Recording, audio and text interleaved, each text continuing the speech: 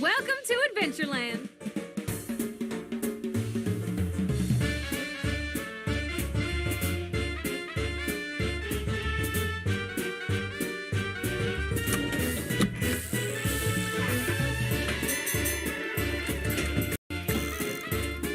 Skill shot! Next time. Can I have a really big balloon?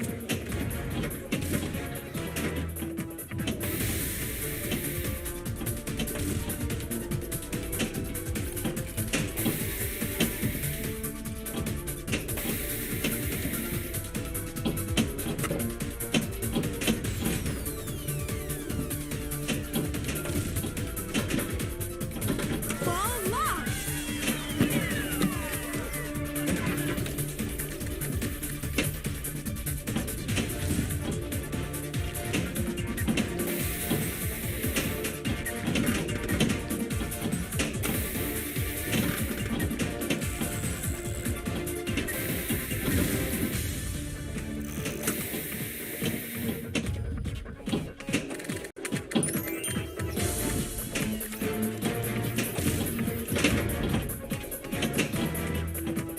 Ball lock!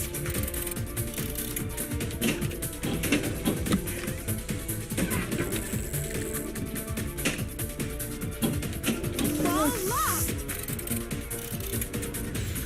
That's it!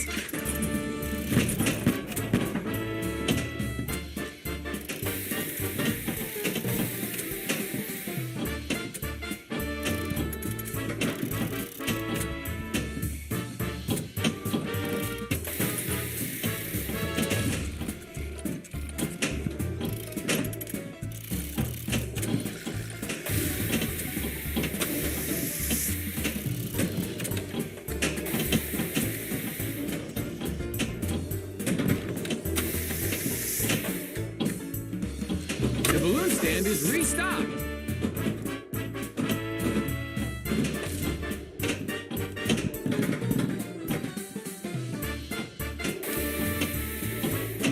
The balloons flew away. There will be more soon.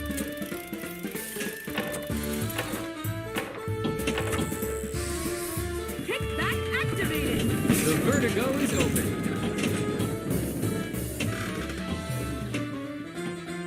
The Sky Eye is ready to fly.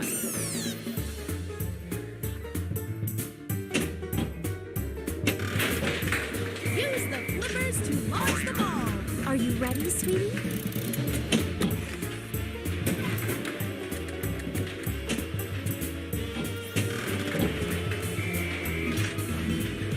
Are you ready, sweetie?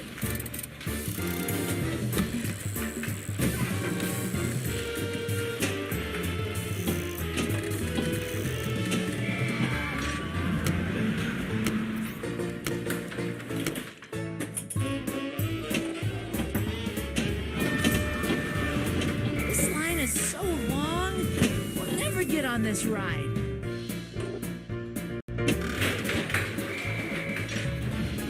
Are you ready, sweetie?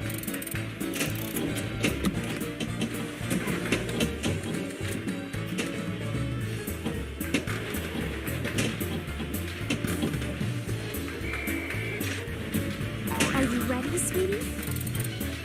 Let's fly!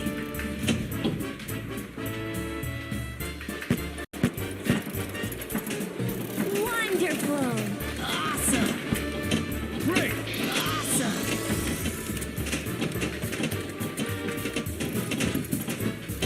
Great! Awesome! Amazing!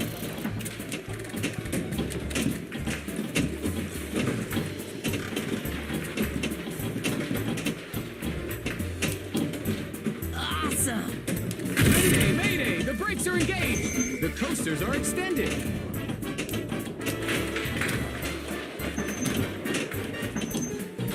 Look, the ride is starting again! Hurry, I want to watch! Great! Awesome! Great! Kickback activated.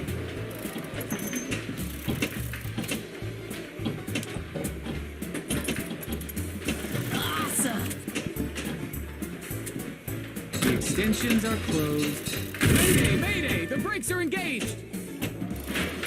Whew. Everything seems to be stabilizing. Great! Awesome!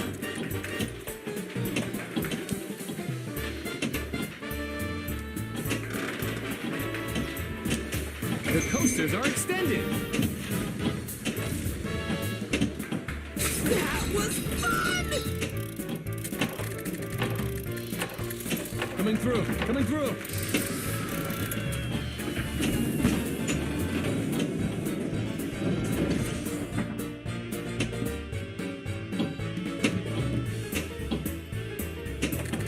Coming through, coming through. The extensions are closed. Coming through, coming through.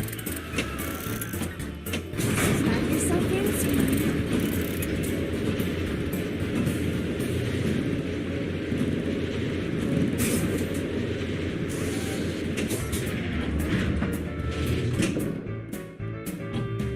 Coming through, coming through.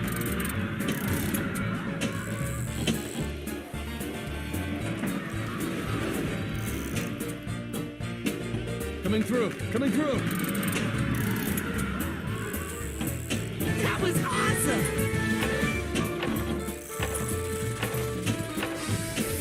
Ball save activated.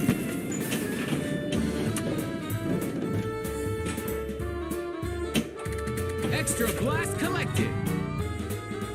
The vertigo is open.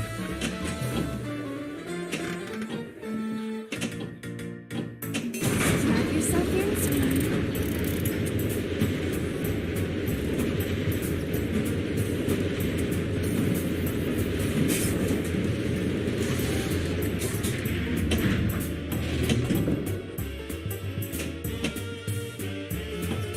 The vertigo is open. The coasters are extended.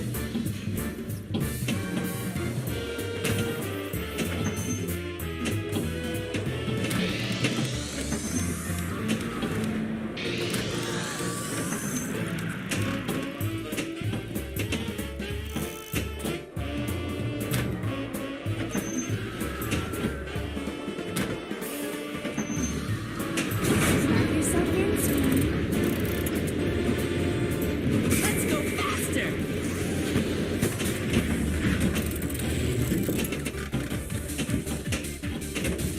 The extensions are closed.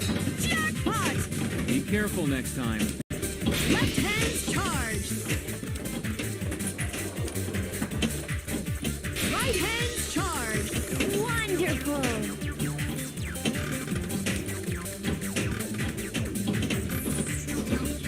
Jackpot! Great!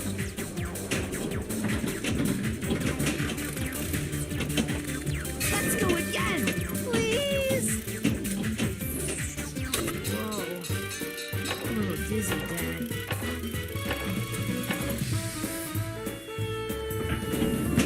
Strap yourself in, sweetie.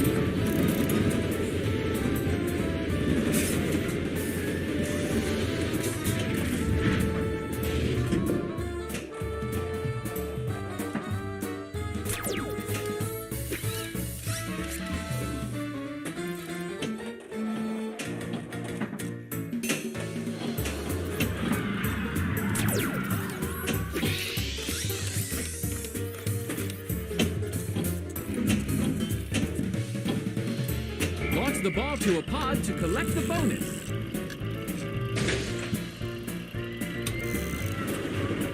Come again.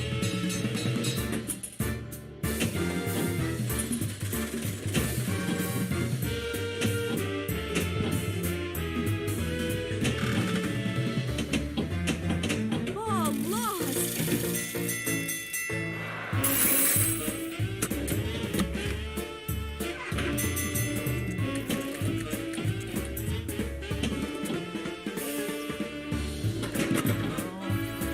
Next time.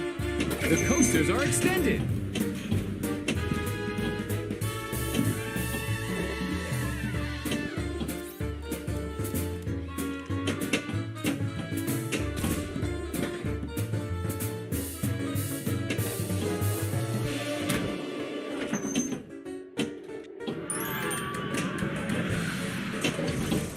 extensions are closed. The twin loop is available! Hurry, we still have some empty seats!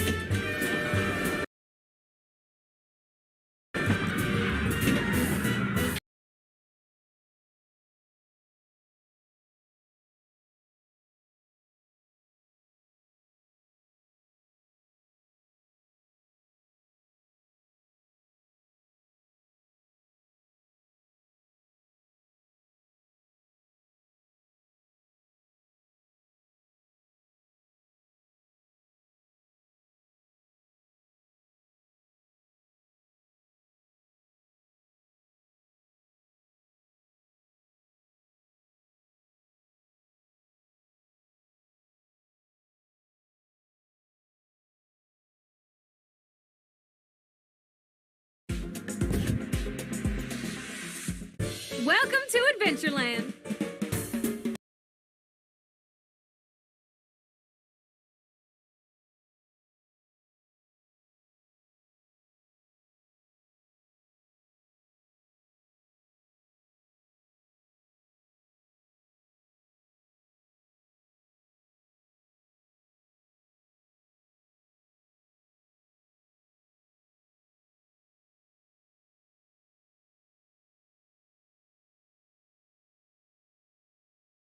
Welcome to the Oasis. My name's Mike, and today I'm going to be checking out the brand new Star Wars Pinball VR game on the Oculus Quest 2. The game releases today, the 29th of April on Quest, Quest 2, PSVR and PC VR headsets via Steam. The game is priced at $29.99 in US dollars, $22.99 in British pounds. Star Wars Pinball VR features epic tables based on the iconic movies and TV shows, such as Star Wars A New Hope, The Empire Strikes Back, Return of the Jedi, Rogue One, Star Wars Rebels, and of course my personal favourite, The Mandalorian.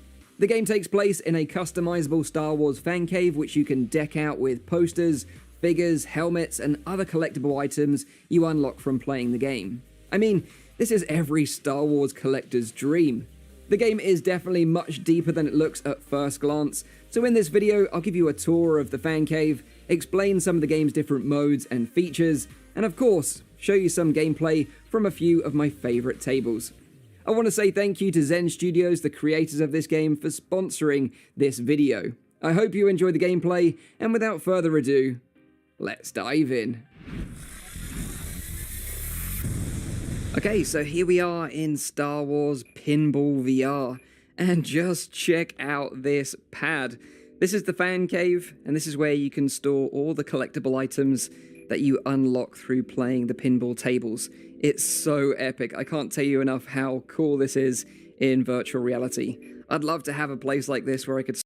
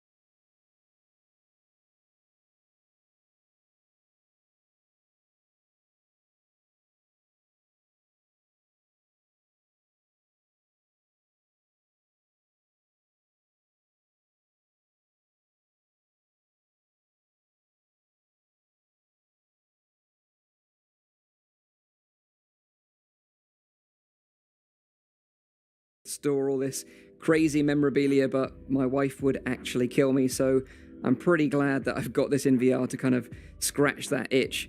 But let me give you a little tour around. Out here we've got an ATST guarding the place, making sure no one comes in and steals all my stuff. I've got some characters on display like this Death Trooper.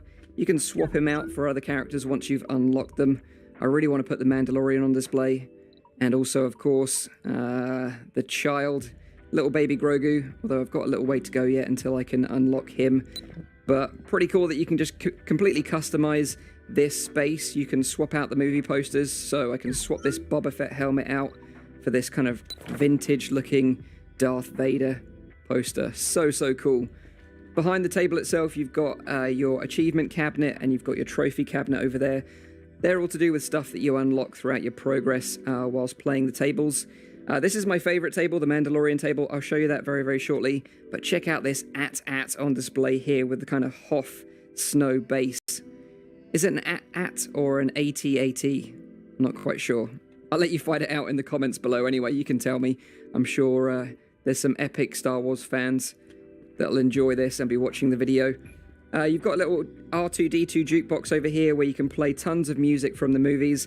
I've disabled that for this video because I don't want to deal with any copyright issues. There's a nice little checkbox in the menu where you can disable all copyright music, so that's a really nice touch for the devs, especially for streamers and content creators like myself.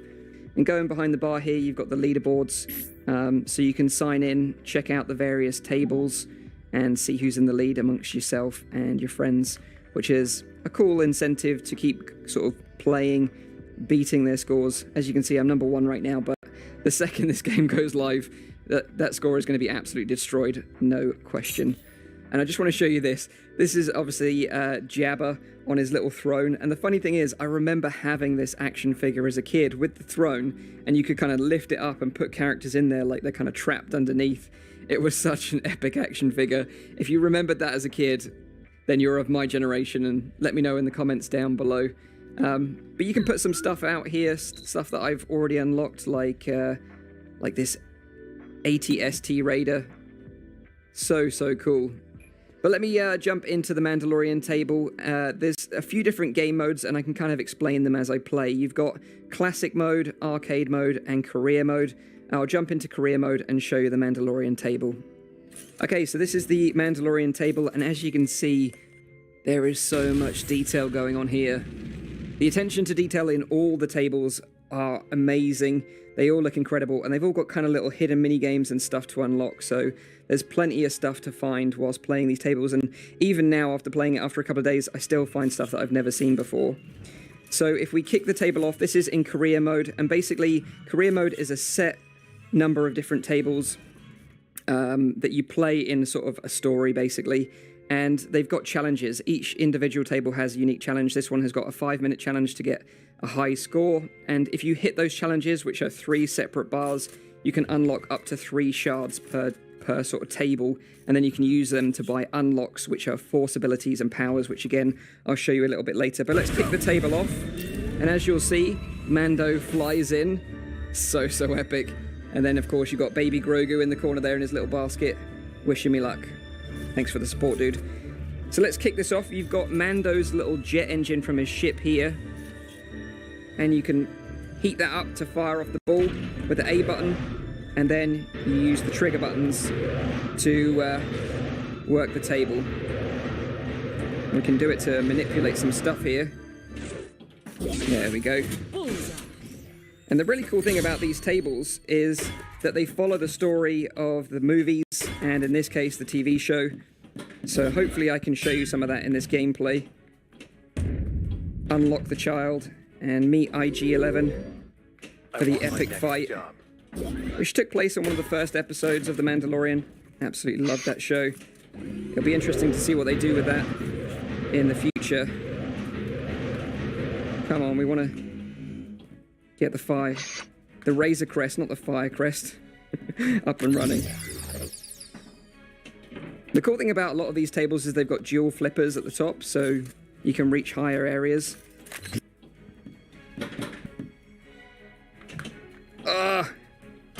It's not too bad. In Career Mode, you've got unlimited amount of balls It's only in the arcade and classic modes that you've got a limited number, which is just 3.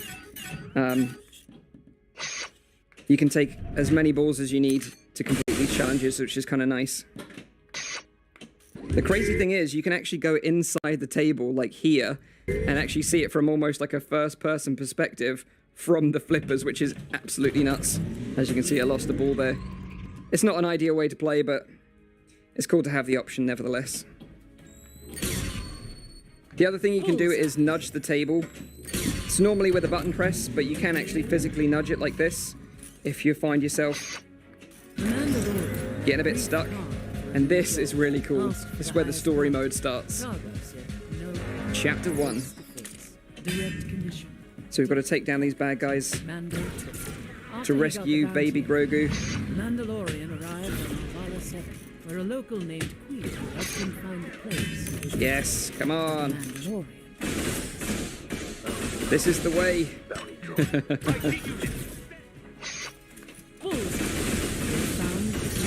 Nice. There he is.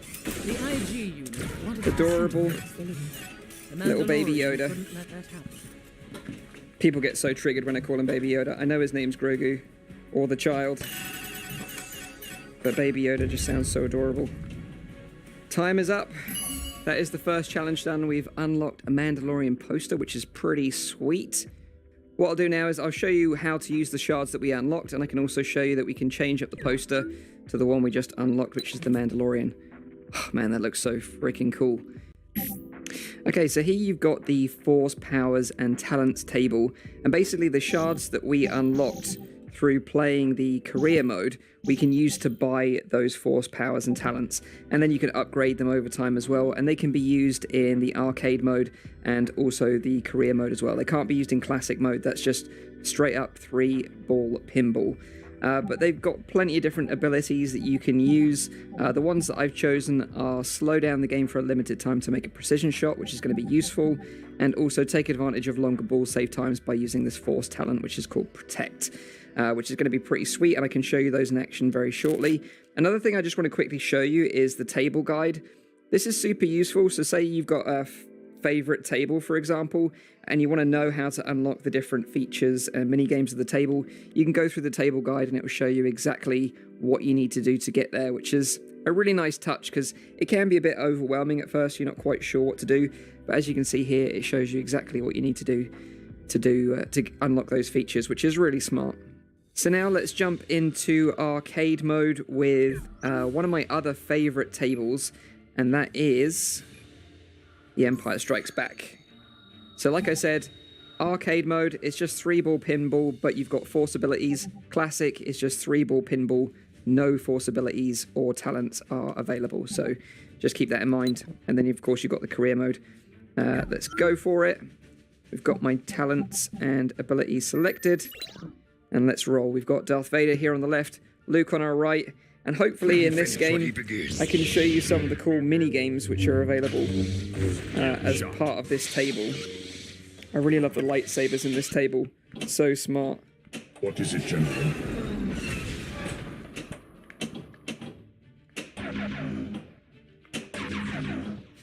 I remember spending so much money playing these in the arcades as a kid. Ridiculous. Choose. Okay, so we want to choose scene 6, which is the fight with Vader. Let's go straight for it. I'm full of surprises. This is kind of one of the cool mini games you get to play in VR, face to face with Vader with a little lightsaber duel.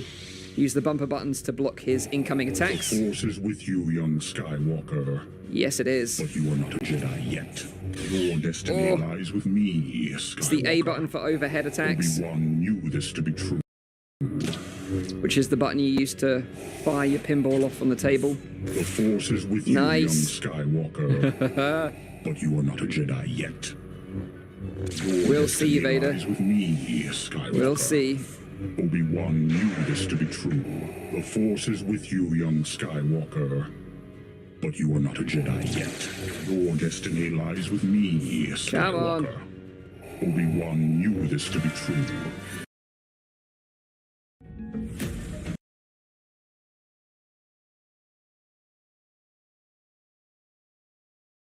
Press Yes! Most impressive. That the was Force is awesome. with you, young Skywalker. Check out You are this. not a Jedi yet. Come out to have a One little has taught you fight well. in the middle of the table. No fear. But that's just one example of the movie scenes. There's 6 different movie scenes you can interact with. So let's see if I can show you some more. The lightsaber's so epic. Master Yoda, give me advice. Do or do not. is it, There is General? no try. That's what he would say. Oh, another scene. Sweet. Get it in the flap. Go on. Go on. Yes. Must choose. Right, let's choose another one. Scene 2, what's that? Prepare your troops for a surface attack. Eliminate the stormtrooper attack. Got it. So you can see the flashing icons on the board there. That's what we need to get to take this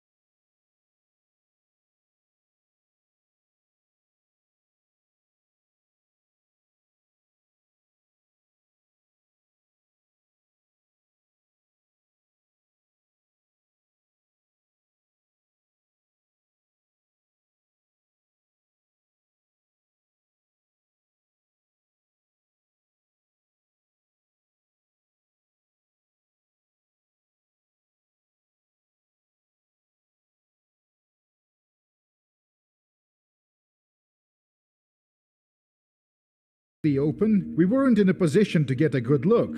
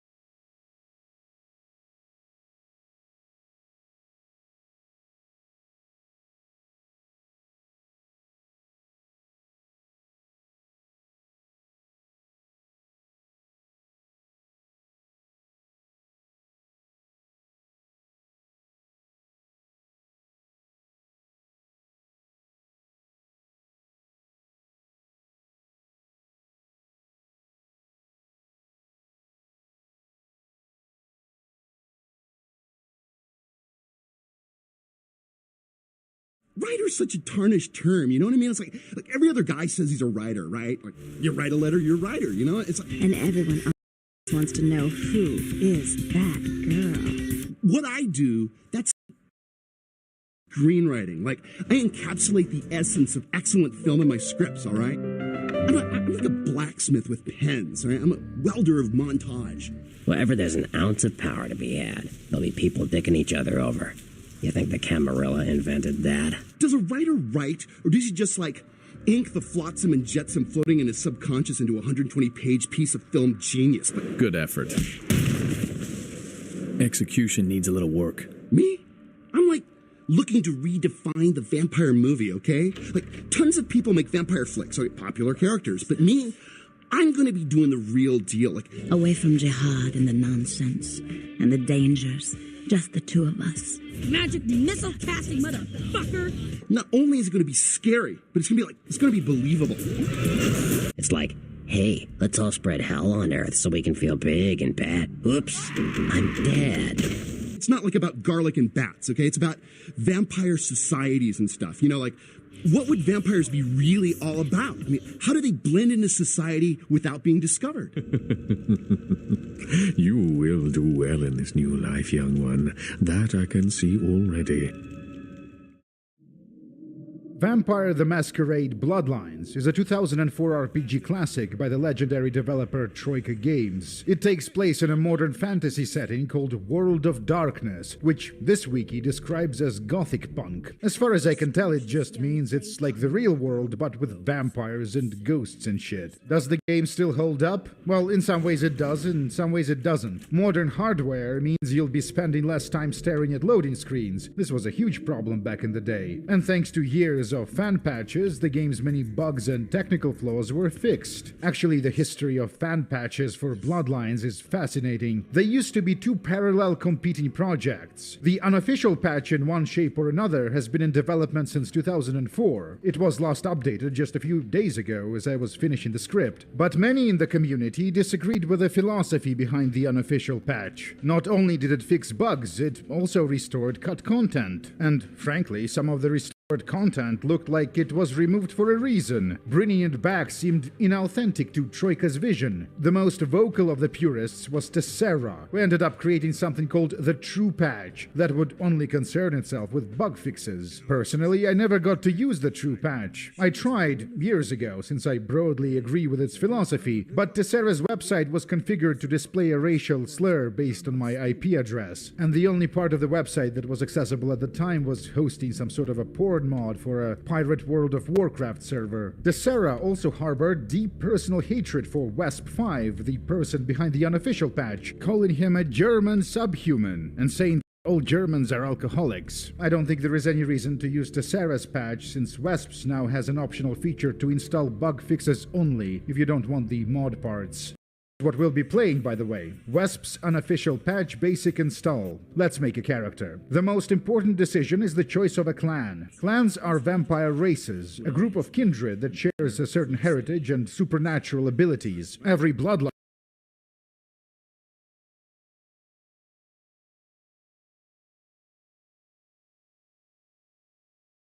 has special interactions and bits of unique content here and there, but the ones that really stand out are the Nosferatu and the Malkavians. Physically resembling movie monsters, the Nosferatu have to avoid being seen and have to navigate the quest hubs via a sewer, and the Malkavians are vampire seers, or insane vampires as they are more popularly known. This has a dramatic effect on gameplay, changing most of the dialogue and many responses. It's a unique experience. Malkavians would talk to stop signs, have a back and forth with a TV presenter, and randomly spoil the main quest for no reason. In the Boomer RPG community, this clan is not recommended for the first-time players, but I think this kind of advice is patronizing and obsolete. Bloodlines is a product of a very different and a much smaller industry. Back in the 90s and the 2000s, there were only a small handful of RPG releases every year. You could be expected to play all of them several times over, so that kind of advice made sense. But now, 2 decades later, later, everything changed. There is not enough time in your life to play all the good and interesting releases. And once you are committed to a game, it makes sense to extract as much value as possible for the hours invested. What other RPG allows you to navigate the political landscape of LA as a clinically insane vampire seer? Newcomers should play Malkavians exclusively, but that's not what I'm gonna do in this video. We'll be playing a Tremere, a vampire wizard with a gun. Bloodlines has a number of dialogue-related skills and abilities, but this is no Arcanum. There are no purely social builds. There are no companion characters. The second half of the game is very combat-heavy. You need to be competent at combat, or you won't enjoy the experience. Speaking of enjoying things...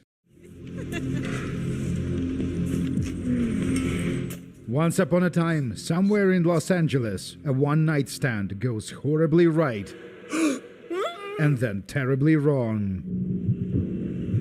The act of transforming a human into a vampire is called the Embrace, but making new vampires without the permission of the prince is strictly forbidden. My fellow kindred, my apologies for disrupting any business or interfering with prior engagements you may have had this evening. The Camarilla is the vampire government, or at least it is according to the Camarilla. It's unfortunate that the affair that gathers us together tonight is a troubling one. A prince is a powerful vampire in charge of the city. Politically powerful, that is. There are stronger vampires than LaCroix in this very room, but they don't rule. He does. The penalty for this transgression is death. The traditions, the fundamental laws of the vampire society, prohibit making new vampires without the permission of the elder, in this case, Prince LaCroix.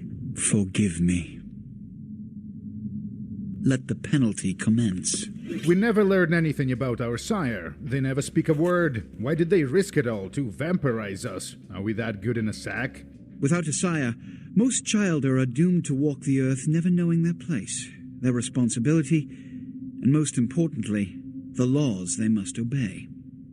Therefore, I have decided that... This is bullshit!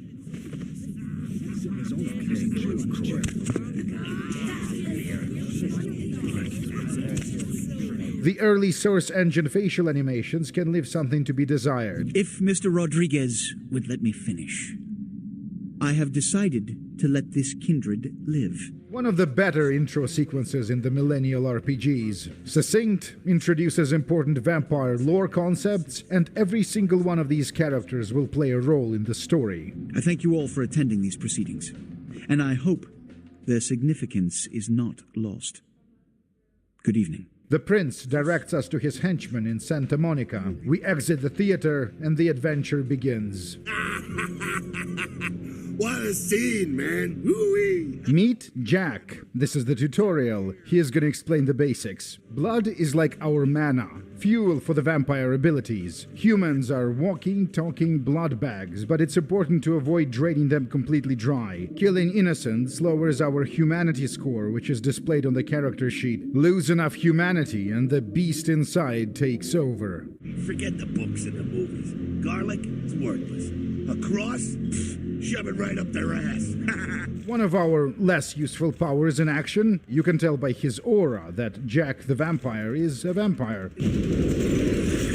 A raid. The Sabbat is the vampire organization that rejects the traditions, including the most important one of them all, which is the Masquerade, a sophisticated campaign of deception enforced by the Camarilla to convince the masses that vampires do not exist. The Masquerade status is displayed on our character sheet. Fail to preserve it enough times, and it's game over. The big guy is the sheriff, subordinate to the prince. Conceptually a cool scene undermined by the unartistic early 2000s special effects. Bums and lowlife don't pack the same punch that a healthy, well-bred human will. The social class of the victim determines how nutritious their blood is. In extreme situations, we might have to resort to eating rats. You rat sucker!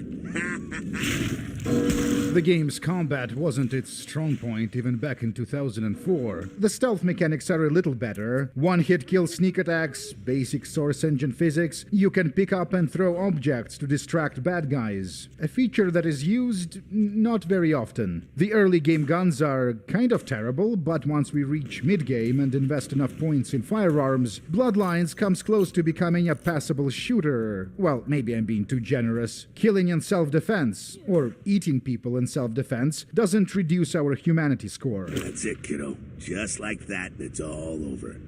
Everyone slinks back to their corners of the city for the night. Jack is just saying this for narrative purposes. There is no day-night cycle in Bloodlines. You will be brought to Santa Monica. There you will meet an agent by the name of Mercurio. He will provide the details of your labor. I've shown you great clemency. Prove it was more than a wasted gesture, fledgling. Don't come back until you do. Good evening. This is our apartment, provided by the Prince. Jesus Christ. Coast Guard officials are releasing very little information right now, but have identified the vessel as the Elizabeth Dane. The TV presenter foreshadows quests and provides feedback on our actions. Eeny, meeny, miny, moe. The radio show does the same thing, but there seems to be less radio content. The most important thing in our apartment is the laptop. Penis enlargement. Watch the girls come running. From Hunlo, TrojanBotnet.vtm. You know, it's been a long time, more than a decade, since I last played or even thought about this game, so the information on Bloodlines was stored in the part of my brain normally reserved for boomer RPGs. That would be right there. And I was surprised to rediscover that it plays nothing like Fallout or Arcanum or Gothic or whatever. In terms of its genre, Bloodlines is most similar to a BioWarean type of an RPG. These were the ones that ended up replacing the classics during the period of RPG death in the mid-2000s and 2010s. They provided a more guided kind of experience, typically with a smaller but a more detailed game world, with a fewer characters overall, but the ones that are there were usually more developed. They were voice-acted, animated. A Fallout game, a Gothic game, Arcanum, Morrowind. These are storytelling mediums. They provide you with a set of tools and a huge game space to tell whatever story you want. But in a BioWarean game, you can tell one of 3 stories, pre-written for you by narrative designers. Ultimately, there is no correct way of making an RPG. If you can't tell, I'm more biased towards the olden boomer Fallout-like experience. These were the games I grew up with, but there is no correct way of making an RPG. This is where we're supposed to meet the agent of the Prince. We should call 911. What? No. I got a record back east on heat date. Don't touch that phone. So here's what's up. We are a disposable vampire terrorist. My rib is poking through my side? Oh, I'm all numb. You gotta look and tell me. But the people who were supposed to sell us explosives decided to keep both the bomb and Mercurio's money. The hospital is just across the street. Before we recover the bomb, we should get Mercurio some painkillers. Oh man, you're a vampire, aren't you? Is it really that obvious? I didn't know about any of this stuff until a couple of months ago, when this guy just appeared and, well, all of a sudden, BAM! Whoa, man! Vampires are real and right there in front of my eyes. Blew my goddamn mind. Nox is a ghoul. A ghoul is a minion created when a vampire feeds a human their blood. Mercurio is a ghoul as well. That's why he'll survive his horrible wounds. Alright, let's go get the meds. A single doctor is working the night shift. There is a line. I think we'll use a back entrance. Your donation could save a life, you know. Oh, but isn't it a little late for altruism? How come everyone we meet knows what vampires are? Well, this guy is also a ghoul, which makes sense. He manages the hospital's blood bank. The local vampires would want to control it via proxy. Blood bags function as both medkits and mana potions. This lady needs urgent medical assistance we are not qualified to provide. We got twice as many people as usual waiting for treatment. I'll look at her as soon as possible. This was a snap decision we didn't fully understand the consequence of. Saving the woman's life increases our humanity score. You... who... Time to leave. We should recover the bomb. I recall Mercurio saying something about Monica Beach. Did you guys see that? A huge-ass dog. There. Through that chain-link gate and up those stairs. This is Rosa, a homeless, thin-blooded vampire who can see the future. No, you are going to China. All right, so who can we trust? The man on the couch, the lone wolf.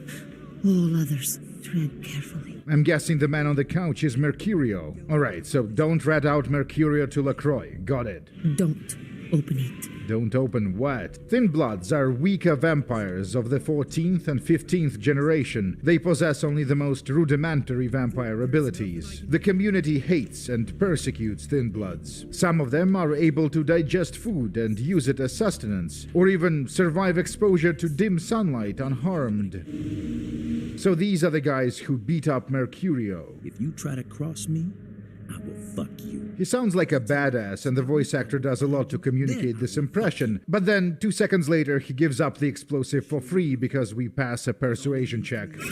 Yeah, guy, I'll pay you back later. We can kill them anyway, which we'll do, but there are no additional XP or monetary rewards. But hey, free blood. You need to make someplace disappear.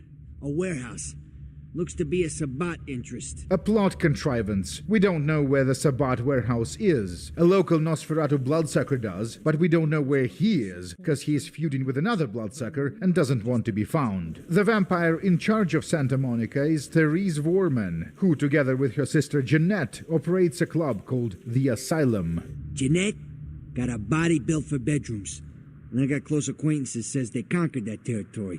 But I asked the main man, and he says you types, can't or don't or do that kind of thing. That's not true. Vampires do fuck. That's how this adventure started. You smell new, little boy. Like fabric softener do on freshly mowed AstroTurf. Bloodlines has 3 conversation-related skills, and some vampire powers can be used in dialogue. Persuasion options displayed in blue will be doing most of the heavy lifting. Intimidation is used less often. And seduction is extremely situational, although, as we'll soon discover, it can affect certain story outcomes in a major way.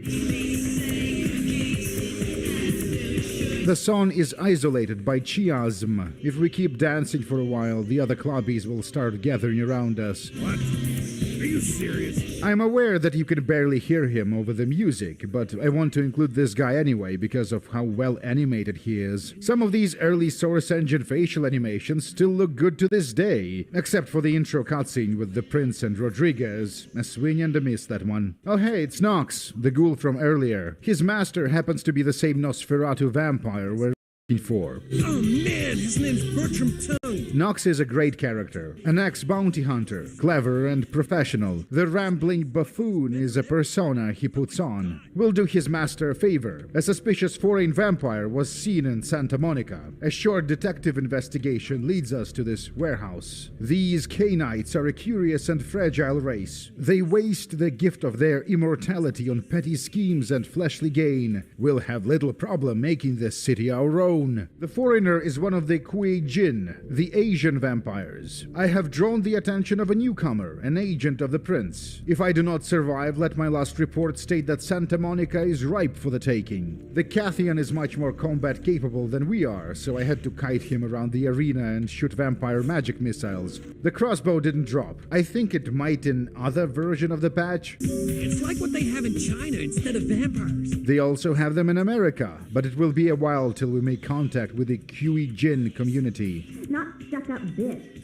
So vulgar. I can't even look at you sometimes. The Warman sisters are feuding. That's what vampires do. Therese and Jeanette are sort of like the 2 Catherines from the eponymous puzzle adventure game. I do apologize for my sister's crassness if it made you uncomfortable. Therese is the responsible one, or so they say. But then, what reason would I have not to hate that loathsome Nosferatu scoundrel? Bloody Nosferatu. They're so unclean. What is this? Speciesism? Clanism? She's willing to call off her feud with the Nosferatu if we do her a favor in return. Rumor is that a personal item of a ghost may be used to draw it out or excise it from its haunt. So I want you to go to the Ocean House Hotel, find an item of the spirits, and bring it back. This scene, the hotel exterior, is one long establishing shot. We pick up the key from the front door, but other than that there are no interactive objects here, I'm pretty sure. The purpose is to get you in the mood.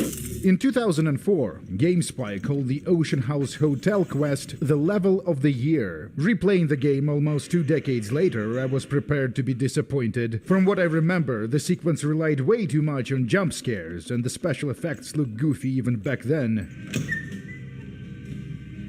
Happy to report, the Ocean House level still holds up. The building is a battleground of two spirits trapped here. The spirit of the victim is trying to help us, while the spirit of the murderer is trying to, well... Bloodlines was released on the same day as Half-Life 2, which makes it the second Source Engine game ever made. You know, the worst thing about this is that I still think of the Source Engine as if it is a new thing. Please put me out of my misery. Early Source Engine games were famous for physics-based gameplay gimmicks, which is something this game barely ever does. The scene in the kitchen is the notable exception. Oh yeah, I played Half-Life. I know what happens next. I wonder what's the vampire policy on the ghosts existing and fucking shit up. Does the masquerade cover other supernatural phenomena? That's the item we were sent here to retrieve. Given to the victim by their mother, the killer mistakenly believed that the pendant was a gift from a lover. I'm not just some silly doll, you know. Jeanette is trying to manipulate us into giving her the pendant. When she realizes it's pointless, her tone suddenly changes and she asks us for a favor. We are to vandalize an art gallery. The place is protected by a rent-a-cop, but we get past him via a speech check. Yeah? That pay well? If taking one look at you, I'd say no. Did we just get owned? I promise this won't take long. Take this knife. Give the paintings in the gallery a good slashing. Don't get caught, and don't turn it into a massacre. And steal the charity box, would you? Buy yourself something velvet. This is a very simple puzzle and a vampire history lesson. The painting is protected by a thaumaturgy spell. We need to strike them in the correct order. Cain, the firstborn son of Adam and Eve, kills Abel, his brother. He was cursed with vampirism by God as punishment. Cain eventually meets Lilith, the first wife of Adam and the enemy of God's rule. Cain kills or wounds Lilith, a power couple no more. The protective spell conjures a blood elemental. I spam our magic missile ability until it dies. We were supposed to do something else, weren't we? Oh yeah, steal the charity box. Let's go see Jeanette. You. What were you thinking? Uh-oh. The museum. That was my event! Therese is understandably not happy with this. The two sisters are no longer on speaking terms. Jeanette is supposed to be in the diner across the street. Fucking vampire politicking. We still don't have a real weapon. And here comes the dramatic plot revelation of the Santa Monica chapter. I'm really sorry it had to end this way. I truly am. You seemed promising, but... Two different people in one body, a manifestation of the Malkavian curse. Do you want to know just how depraved the Baron of Santa Monica can be? Shut up, Jeanette. You'd love the world to think you're a saint. When you thought I was asleep, I used to hear Father come in at night. There is a dark and unpleasant backstory to all this. Interesting that their sire is the 5th-generation Malkavian Jacob. This means the sisters are incredibly powerful, more powerful than LaCroix, Jack, or Rodriguez. This story can end in one of 3 ways, which will define the political fate of Santa Monica. It's possible to save both sisters, but that requires us to invest a point in the seduction skill and actually use it in one of the previous interactions with Jeanette. That ship has sailed. So we have to sacrifice one of them. I take no pleasure in this. Tongue's hiding out in an abandoned oil tank at the old gas station. This is just across the street from the club. The locations in Bloodlines are tiny but packed with content. And here is Bertram the Nosferatu. News travels down the Kindred grapevine like wildfire. And that courtroom spat between LaCroix and Nines Rodriguez is a juicy little morsel. As I mentioned, this clan is not recommended for new players. They can't even be seen by humans without violating the masquerade. As if vampires and women both weren't insecure enough. Get them together in one Malkavian body. The Nosferatu tend to resent beautiful people, especially women. It's all out of envy. An important part of life was denied to them. The Sabbat has a bunch of low-life humans working day and night to move stuff through there. So the prince wants us to blow up a Sabbat warehouse, and Bertram knows how to get there. We should prepare for combat. Cop cars at Gallery Noir. Ooh, reactivity. Some lunatic broke into the gallery and slashed up the paintings. Everyone's a critic these days, huh? Nobody appreciates classic art. Young people just want to change their gender and have gay sex all the time. I'll tell you, crazy stuff happens all the time, and it's like we just get used to it, just going our way, do-do-do. This guy's mechanical role is to be a trader of early game garbage, but even he got some attention from the writers. We buy ammo for the pea shooter. I hope it'll work against humans. Let's do this. A few years back, I was on bodyguard duty for one of the old boys. Me, a couple of ghouls, and some young vampire types like you. The Sabbat hit us. Tried to pull a dine and dash. Just 2 of us walked away, and 1 was the elder. The warehouse level is sort of like an open-air dungeon. Our social skills are irrelevant. We can either sneak past the enemies here or kill them. And someone better tell those clowns in the freight house to quit playing cards before Marcus comes out and starts peeling fucking caps, you know what I'm saying? What's the German word when you feel embarrassed for the other person? Hey, what the fuck? Something going down tonight. He knows something we don't. I know you best keep your voice down, Holmes. Marcus don't play that shit. All I can say is that the worst bits of voice acting in Deus Ex aren't this bad. Our weapons are weak, melee skills non-existent, but the stupid-ass Tremere magic missile works, I guess.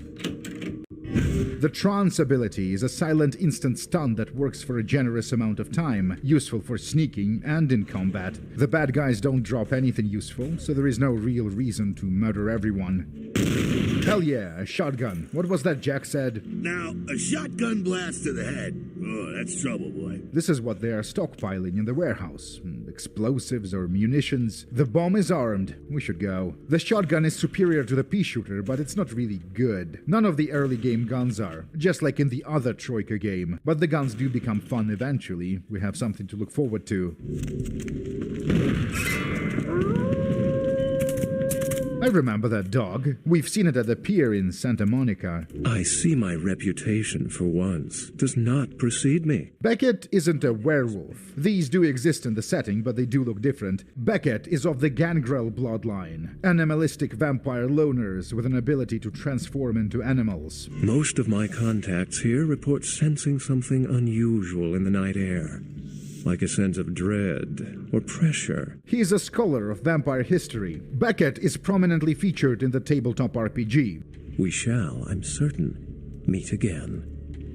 Or never again. When I played this game as a kid, I used to love this character, but as an adult he's making me cringe. This is obviously some writer's dorky self-insert. The game world of Bloodlines consists of 4 large hub areas unlocked sequentially. We can freely travel between them via a cab. Where to? There is no map travel like in Fallout or Arcanum. Time to go see the prince.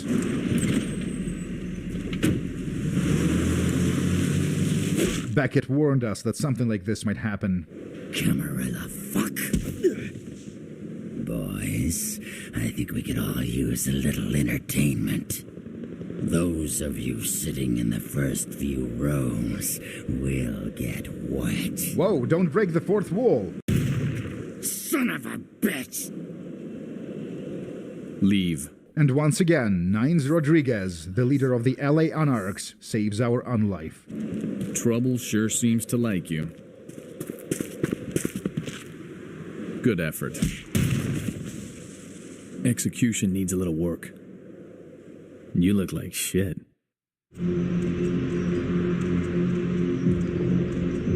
Downtown LA, the game's biggest social hub. We've been here before. This is where the trial from the intro cutscene took place. The ladies call me, oh God, but you can call me Fat Larry with a F-A-T, because I know I got a weight problem. I just don't give a fuck. Let's get an armor upgrade. In Bloodlines, progressive armor improvements unpredictably alter your character's aesthetic, which is a design decision I don't agree with. There is an epidemic, so far localized to LA. The hospital is abandoned and haunted.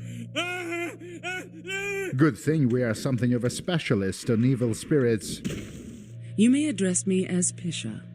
Pisha was the name of my companion and lover in a time before my death. Pisha is a vampire of the rare Nagaraja bloodline who need flesh to sustain themselves. The blood alone isn't enough. We don't have to work with Pisha, but it's hugely beneficial to be doing that because the woman is an expert on magical artifacts and has some in her possession. The people she ate were a film crew.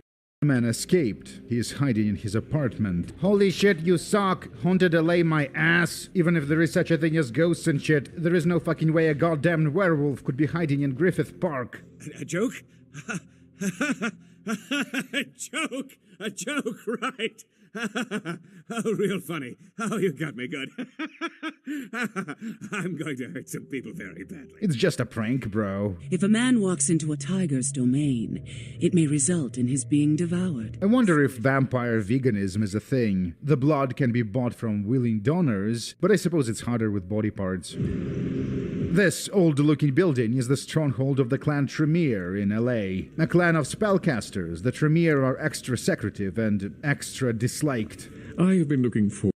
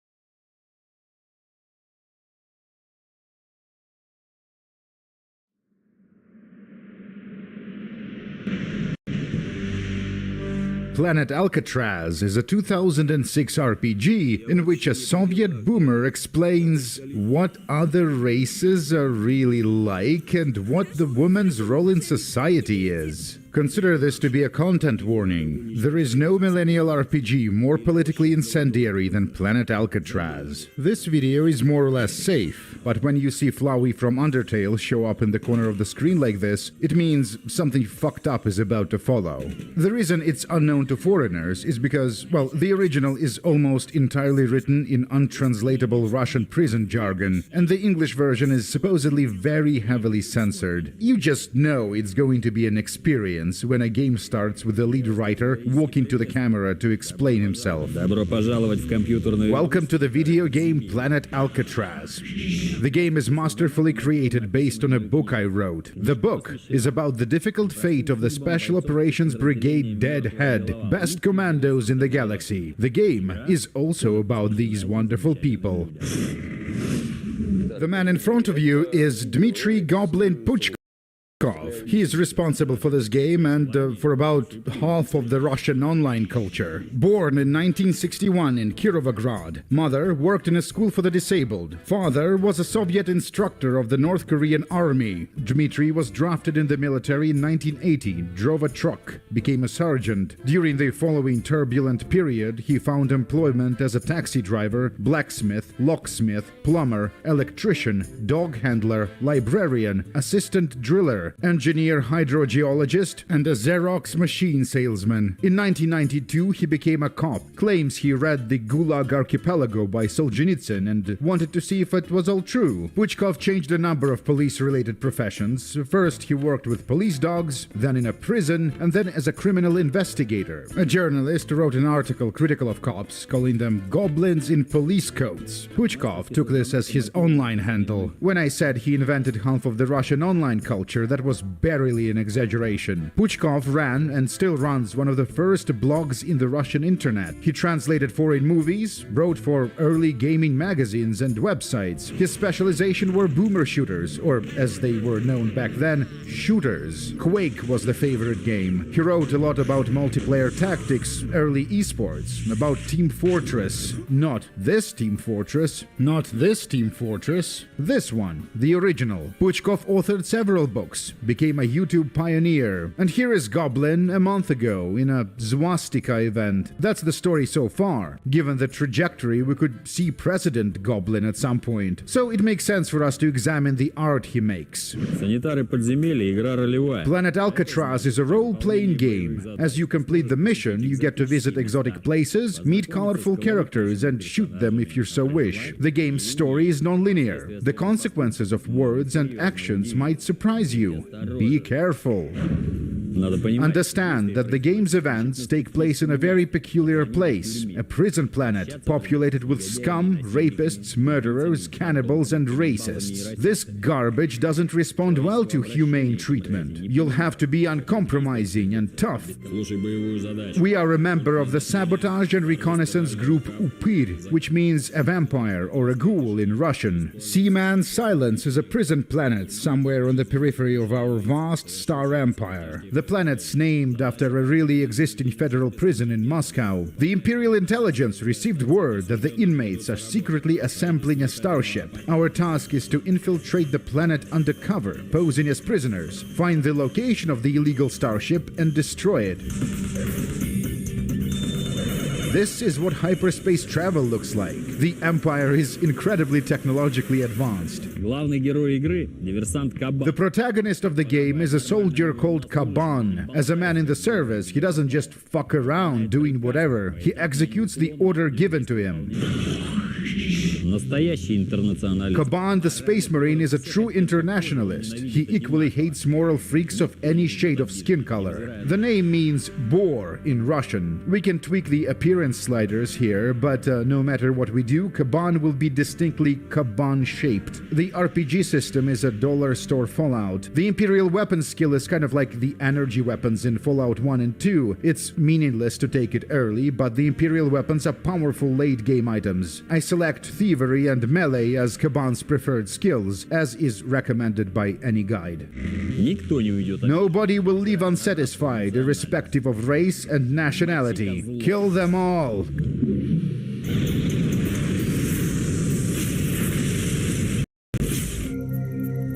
Kaban wakes up after a crash landing. He was left for dead. His friends are gone. Two locals approach us.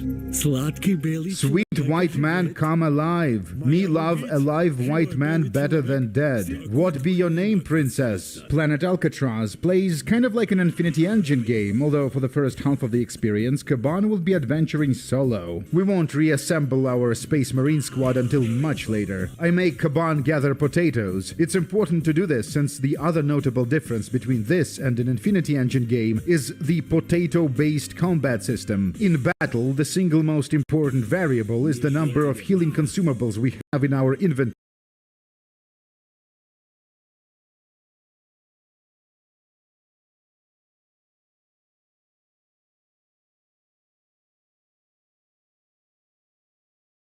EA Games. Oh, I can't wait. Oh, there's the old logo from the old PS2 days. I love that sound. Oh, I love the royalty-free songs. I've never been so excited.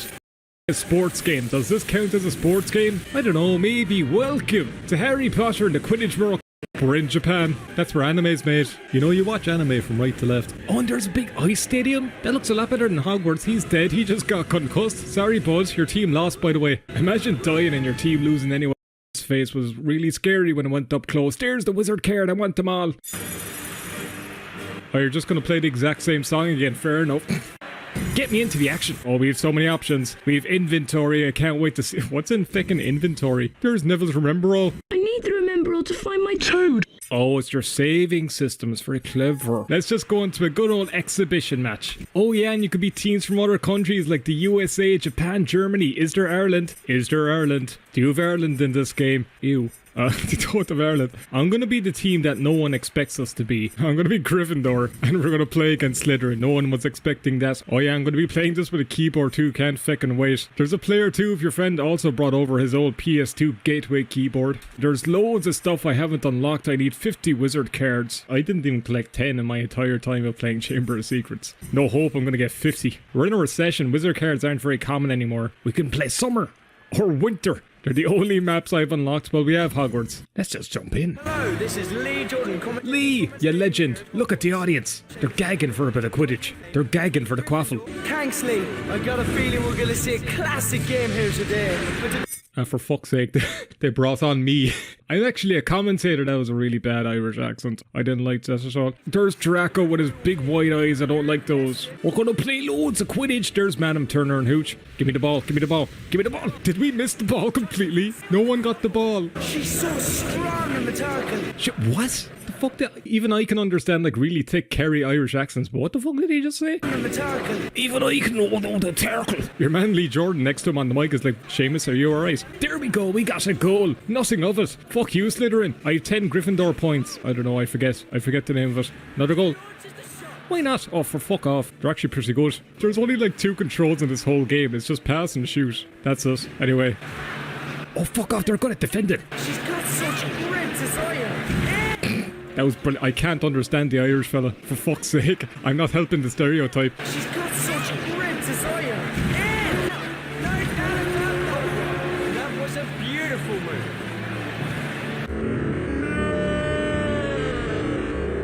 That was scary. Don't do that again. Of course, the Irish guy is called fucking Seamus Finnegan. Wait until you hear what the Jewish student was called.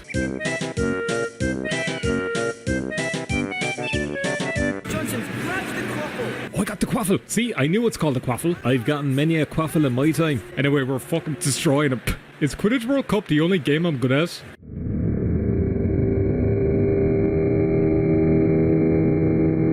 Just stop doing that. Did she clip through the screen? She's gonna give me nightmares. I'm gonna see Quidditch World Cup NPCs in my dreams.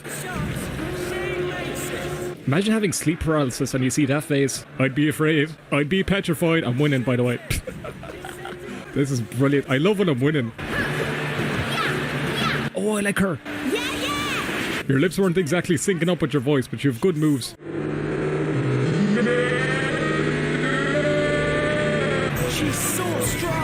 She's very strong, I understood that. Slytherin, if you can get 1 point, I'll be happy with you. I'll let you have 1. They're good at defending, but they're shit at fucking attack. They couldn't even defend the House Cup. We've only been in this half of the field the whole fucking game. Oh, I love this game. If I was losing, I'd hate it. Oh, I keep fucking shooting too early. Fucking story of my life. There we go, go in. Go in the hole. I'm good at that. Are they all saying Malfoy? Shut up, crowd. That crowd looks so shy.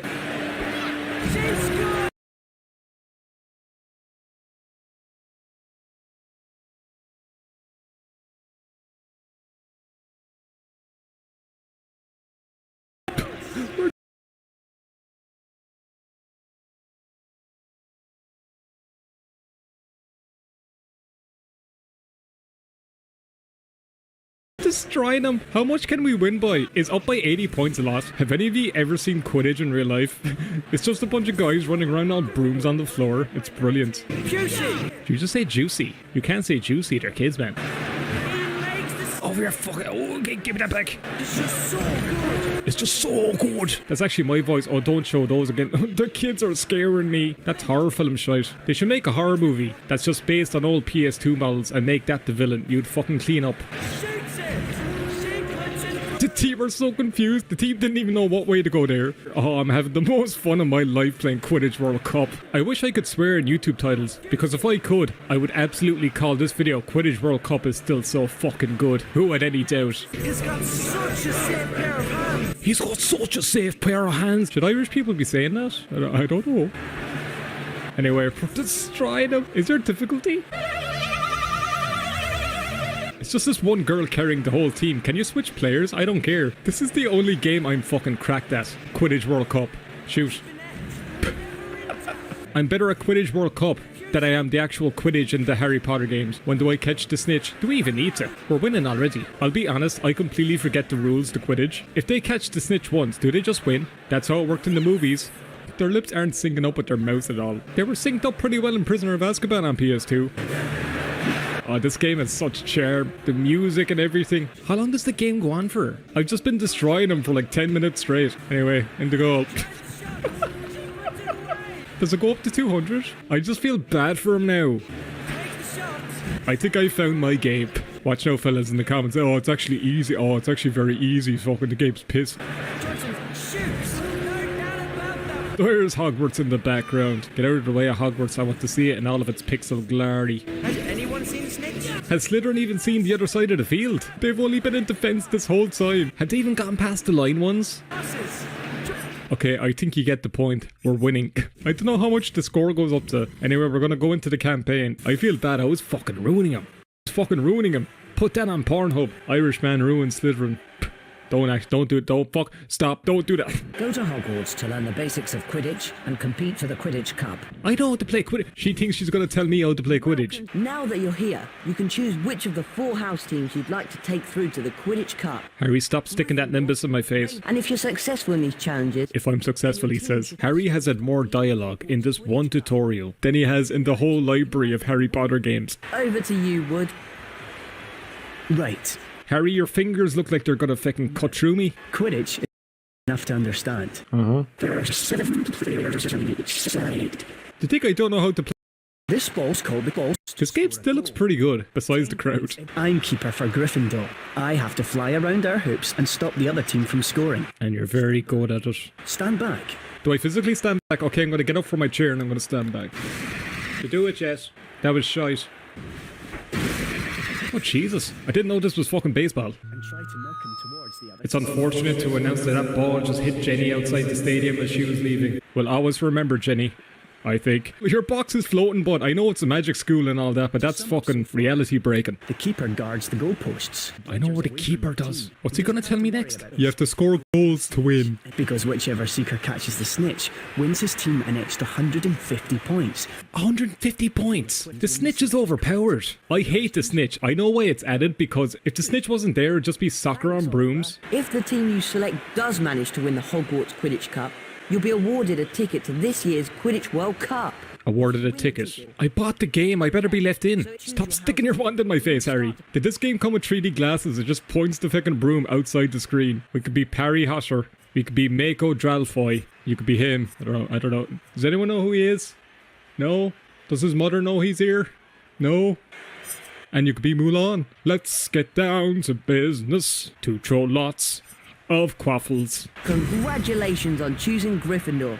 Congratulations. Congratulations for choosing me. Harry, you're too fully...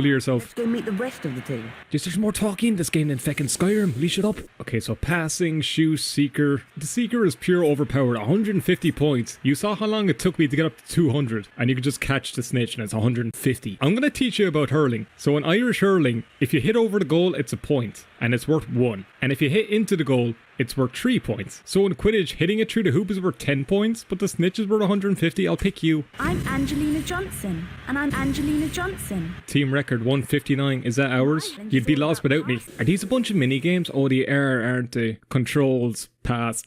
The only control is just passed. That's This it. challenge is all about passing the quaffle. Alright. Your 3 chases. Oh, this is from the game. This is where you learn to fly in the game. It's the exact same layout. Missing a ring or passing the quaffle What? through a yellow. What? What's going on? What's going on? What's going on? Oh, pass. Hi there, Harry here. Harry, go away. Press the quaffle, press the action button. I know. Use the broomstick control to direct your path. Use the broomstick control to direct. He doesn't even tell me what the controls are. Harry just came in to say there's only one button, press it a few times. Okay, so hit it when it's green, it's yellow. When they're far enough away. Oh, that was a bad one. I missed that one. You. Oh, I get it. You. Oh, this is fun. This game is still great. I fucking love this.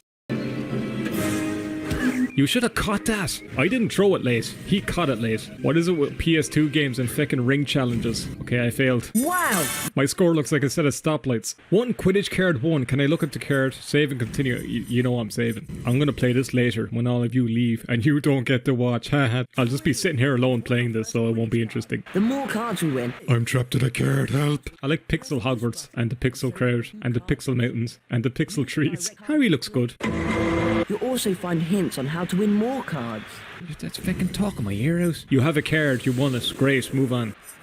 Okay, what's seeking like? I'm good at shooting and tackling. When do I get to play a match? Do I have to go through all the challenges before we play a match? My name's Harry Potter. Is that right? Who's played this game and doesn't know who you are? Half an hour into the game, I'm Harry Potter.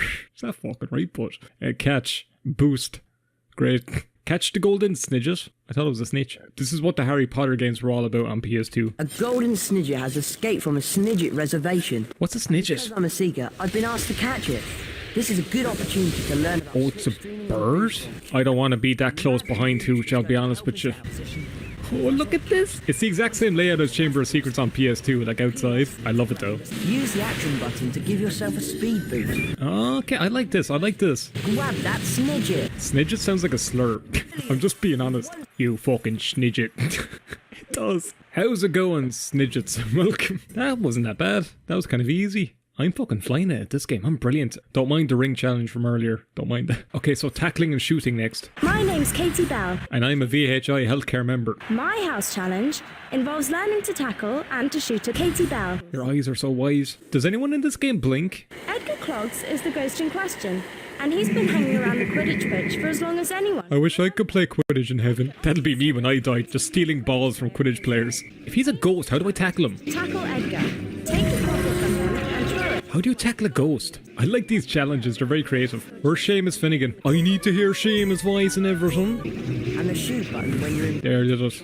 See, I'm good at this. I should be on a real Quidditch team. Quidditch, if you're out there, hire me. I mean the real flying broomsticks, not the feckin' running around on the floor crap. This is what I'm good at. And left, see, haha, tree off. There's actual strategy to this. They've put a lot of thought and effort in. I'm getting loads of cards. I've already gotten more wizard cards than I have in my entire YouTube career playing Harry Potter games. Yes, I'm sure I want to save my progress. I'm not going to lose all my amazing gameplay of Quidditch World Cup. Brilliant effort. Brilliant. Oh, Hooch, you're freaking me out. Madam Turner and Hooch is freaking me out. Stop sticking, they're all sticking their brooms in my face. This one song they keep playing over and over better be royalty free. Only the team with the most points wins the Quidditch Cup. You don't fucking say. Get points to win. I made that joke earlier, now they're physically telling me this. We could play against Ravenclaw, Hufflepuff and Slytherin. They're the only matches in the game. Then it's over. It's very short. We'll see just how ready you really are. Who are you even looking at? Are you...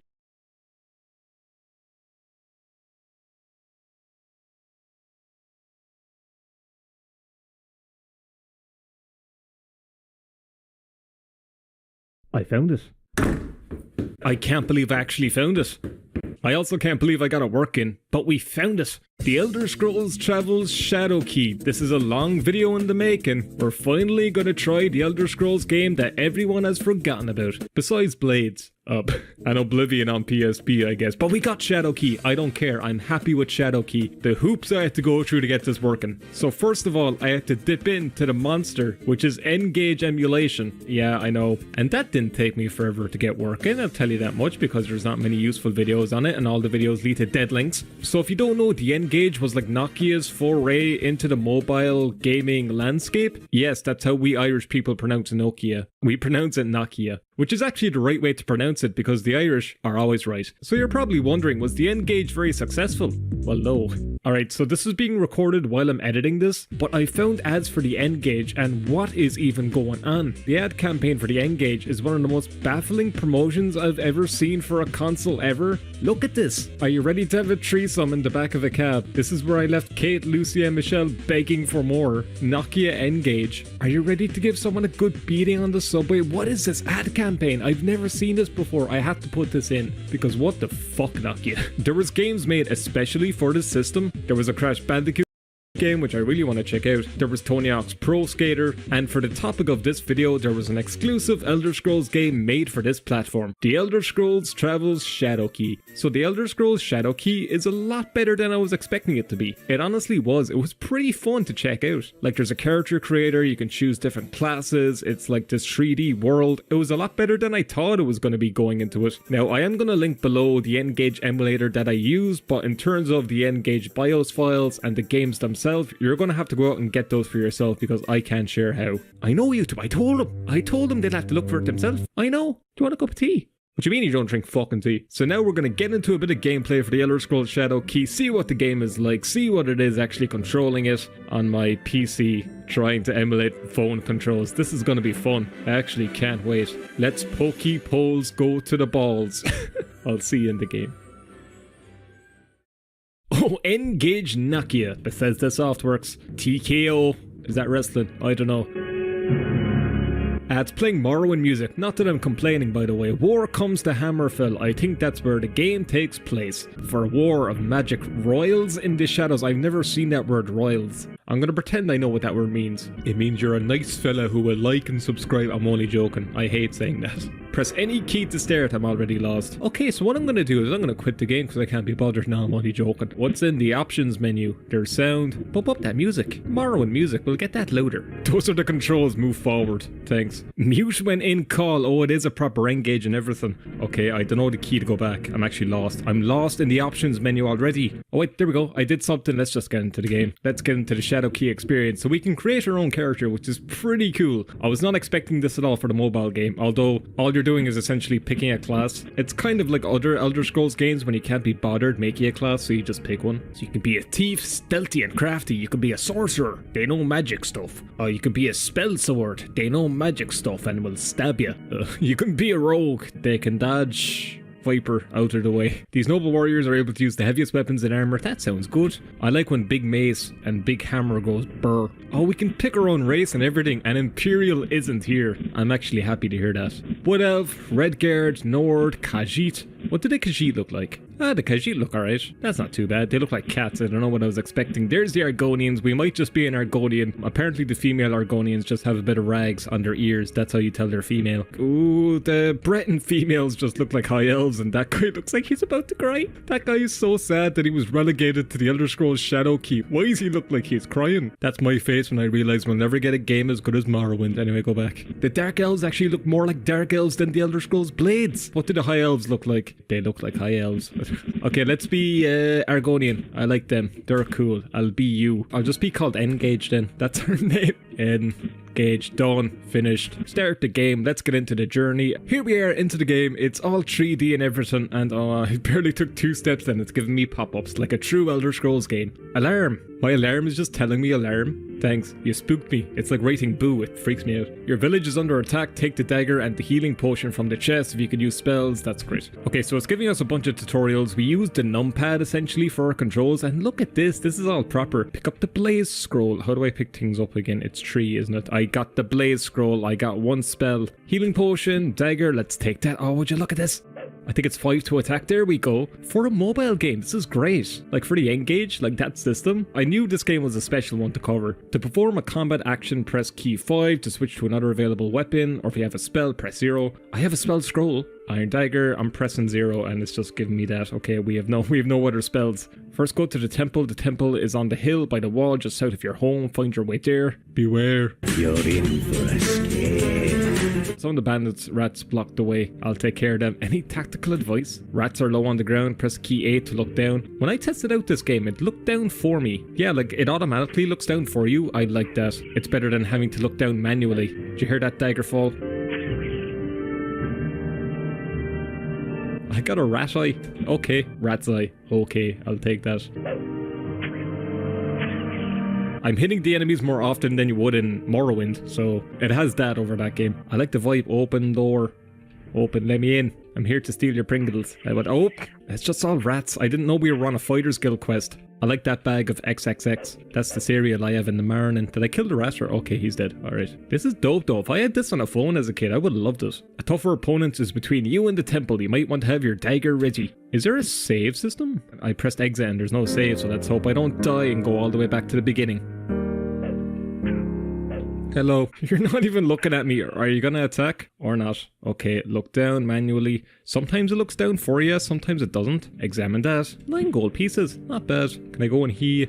Hello. You've made it. For making it this far, you get a reward. 125 experience points. I thought it would have been skills that level you up, but alright. Talk to Acolyte Mendelin. She needs your help. You might also want to talk to Hrothgar before you leave. This game has given me a better first impression than the Elder Scrolls game that was made specifically for mobile. Yes, I'm talking about Blades again. Hello, Mendelin. Oh, Mendelin, you look interesting. The bandits sacked our storehouse. Can you help? I have time. Sure, I have all the time in the world. I'm a YouTuber. We need our herbs. Oh, it's that kind of farm. Alright, I get you. Wink, wink, nudge, nudge. Don't worry, Merlin. Or Mendelin, whatever your name was. I'll sort you out. They packed them on those damn rats. They packed herbs on the rats and they ran away. They left the village along the stream. Bring me those herbs. Alright, Mendelin. Bye now. You have a big house. Look at the size of this.